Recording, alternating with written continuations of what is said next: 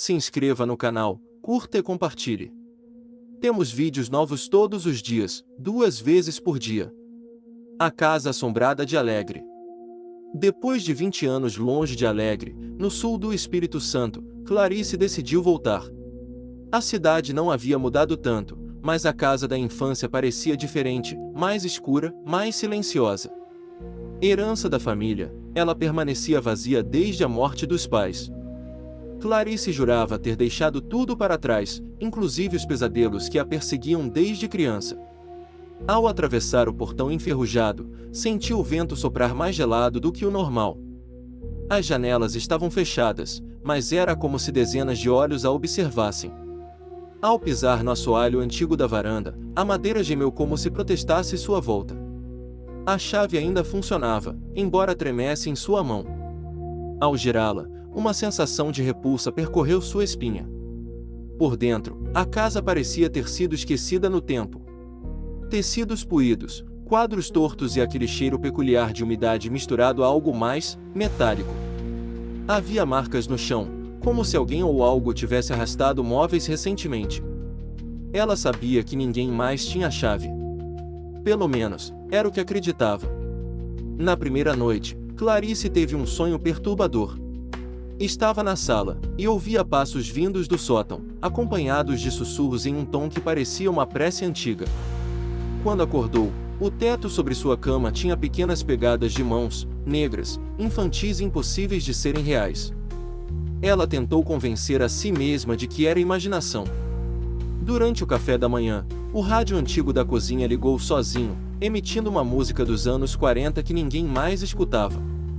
A melodia era familiar, sua mãe cantarolava aquilo nos piores dias do pai. Clarice desligou o aparelho com violência, e ele continuou tocando por mais 10 segundos, mesmo sem energia. Na cidade, os moradores a olhavam com pena. "Você voltou para a casa da maldição?", perguntou uma senhora no mercado. Clarice tentou ignorar, mas ouviu outras histórias. Ninguém passava naquela rua à noite. Diziam ver vultos nas janelas, mesmo depois de seus pais terem morrido. Clarice começou a duvidar de sua sanidade. Na terceira noite, uma porta que nunca abria, a do porão, estava entreaberta. Aquilo não fazia sentido. Ela sempre estivera trancada com correntes, mas agora parecia convidá-la. Contra todos os instintos, Clarice desceu os degraus, com a lanterna tremendo em sua mão suada. Lá embaixo, algo a esperava. O porão era muito maior do que ela se lembrava. A luz da lanterna revelava paredes com inscrições estranhas, como símbolos riscados com carvão. No chão, restos de velas derretidas e bonecos de pano com olhos costurados. Clarice sentiu um enjoo súbito. Uma voz fraca sussurrou seu nome ao fundo da escuridão. Ela virou a lanterna rapidamente, mas não havia ninguém. Ainda assim, os sussurros continuavam, agora mais insistentes. Você voltou, diziam, em coro infantil. Clarice recuou, tropeçando em um baú antigo que não estava lá antes. Ela o abriu, mesmo contra sua vontade. Dentro, estavam fotos rasgadas de sua família e uma boneca que sua mãe havia queimado décadas atrás. No instante em que tocou a boneca, a lanterna se apagou. Um frio indescritível tomou conta do ambiente. Clarice ouviu passos lentos e firmes se aproximando. Não era uma criança. Aquilo andava com o peso de algo grande, de algo que não deveria estar ali. Uma respiração pesada invadiu o ar denso do porão. Ela correu às cegas, batendo nos objetos e se arranhando nas paredes até alcançar as escadas. Quando finalmente subiu, a porta se fechou sozinha atrás dela, trancando-se com um estrondo. Clarice chorava, o corpo trêmulo. Tentou ligar para alguém, mas o celular não pegava. A casa parecia existir fora do tempo. Naquela noite, trancada no quarto, ouviu passos subindo e descendo as escadas sem parar. O som durou horas. Às 3 da manhã, a porta se abriu sozinha. Do outro lado, nada.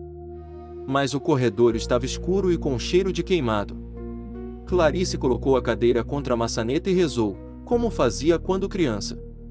Ao amanhecer, encontrou as paredes riscadas com palavras invertidas. Escreviam seu nome de trás para frente, com sangue seco. Não havia feridas em seu corpo, mas algo dentro dela começava a se fragmentar. A casa não queria que ela saísse. A casa queria lembrá-la de algo que ela havia enterrado. Clarice procurou registros antigos, documentos da família. No sótão, encontrou um diário escondido de sua mãe.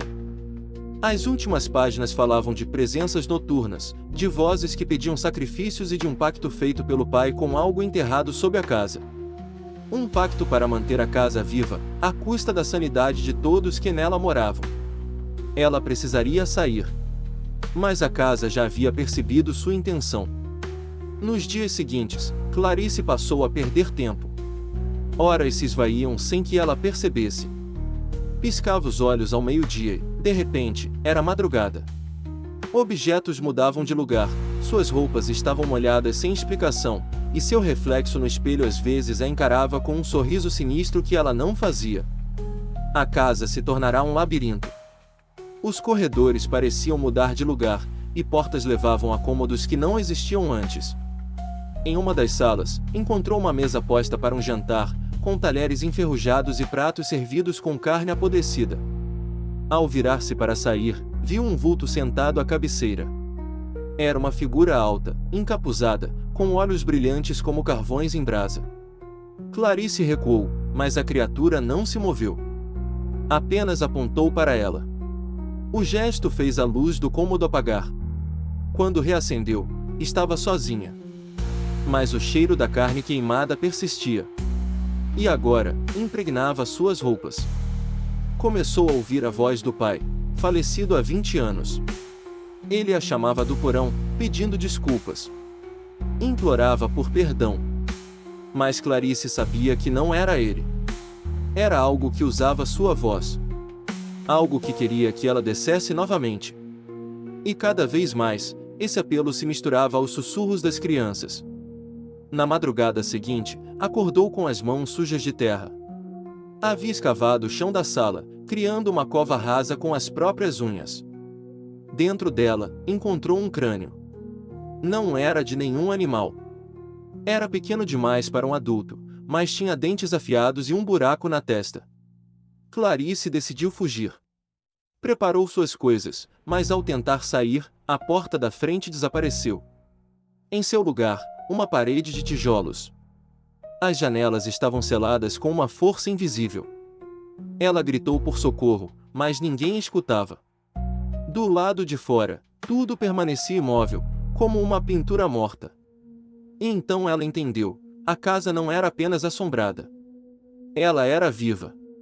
Alimentava-se do medo, das lembranças e da culpa. Clarice já não sabia se era parte da casa ou se ainda era humana. Mas precisava continuar lutando. O diário da mãe falava de uma noite, muitos anos atrás, em que uma criança desapareceu na cidade. Um menino chamado Rafael. Os pais dele moravam perto, e todos suspeitavam do seu pai. Nunca houve provas, mas rumores diziam que algo aconteceu naquele porão. Clarice, então criança, teve uma febre alta naquela semana.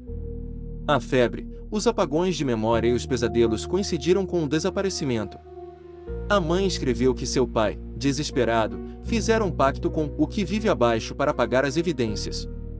Em troca, a casa deveria receber visitantes de tempos em tempos. E, no final, deveria levar um herdeiro. Clarice era esse herdeiro. A casa a queria desde sempre. Tudo havia sido planejado. Seu retorno não foi coincidência, foi chamado. A casa precisava completar o ciclo, e ela era a oferenda final. Por isso os sonhos, as vozes, os apagões. Por isso os portões haviam se aberto. Ela tentou destruir os símbolos do porão, rasgar os papéis, quebrar os objetos antigos. Mas tudo se regenerava no dia seguinte. A casa curava a si mesma, como uma ferida viva que se recusava a cicatrizar. E agora, ela a chamava para o andar mais baixo, abaixo do porão, onde nenhum mapa da casa jamais mostrava. Na noite mais escura, Clarice encontrou a entrada escondida atrás de uma estante. Uma escada de pedra descia por metros, mergulhada na escuridão. Ao descer, sentiu a temperatura cair drasticamente. As paredes pulsavam como carne viva. Havia gemidos distantes. E, no fim, um altar. Sobre ele, a boneca.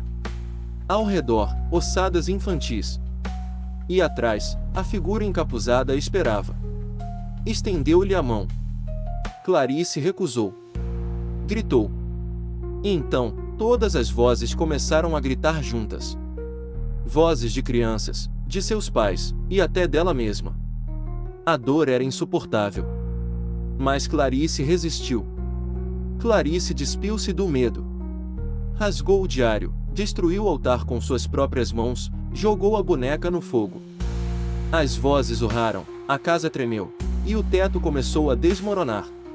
Ela correu, entre pedras e fumaça, subiu os degraus com sangue nos pés. Atrás dela, a criatura rugia. Ao alcançar a superfície, a casa começou a ruir. Um clarão atravessou o céu de Alegre naquela madrugada. Moradores disseram que foi um relâmpago. Outros juram ter ouvido crianças rindo, como se estivessem sendo libertas. No chão onde a casa esteve, restou apenas uma fundação chamuscada. Clarice foi encontrada 2 dias depois, desidratada, com os cabelos brancos e o olhar distante. Nunca mais falou sobre o que viu. Mudou-se dali, vive reclusa.